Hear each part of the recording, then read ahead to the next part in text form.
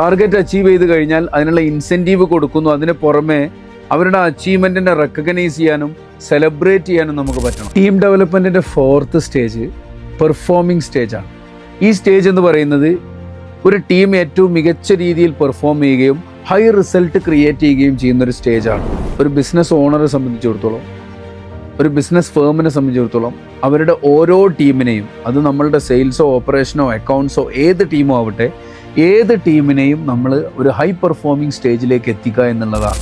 ഈ ഒരു സ്റ്റേജിൻ്റെ പ്രത്യേകത എന്നുള്ളത് ആ ടീം എപ്പോഴും പരസ്പരം ഡിപ്പെൻഡ് ചെയ്യുന്ന, പരസ്പര സഹകരണമുള്ള ഒരു നല്ല ടീമായിട്ട് അവർ പ്രവർത്തിക്കും. മാത്രവുമല്ല അവരെ നമ്മൾ മാനേജ് ചെയ്യേണ്ട ആവശ്യമില്ല. നമുക്കൊരു മിനിമം സൂപ്പർവിഷനിലൂടെ റിവ്യൂ മീറ്റിംഗ്സ് ഒക്കെ നടത്തിക്കൊണ്ട് അവരങ്ങനെ മോണിറ്റർ ചെയ്ത് നമുക്ക് കൊണ്ടുപോകാൻ പറ്റും. നമുക്ക് അവർക്ക് ആവശ്യമായ ഫ്രീഡം നമുക്ക് കൊടുക്കാൻ പറ്റും. മാത്രവുമല്ല ഇത്തരം ടീമിന് ആ ഒരു ഡിപ്പാർട്ട്മെൻറ്റിൻ്റെ പ്രധാന റെസ്പോൺസിബിലിറ്റീസ് ഒക്കെ ഡെലിഗേറ്റ് ചെയ്യാനും പറ്റും.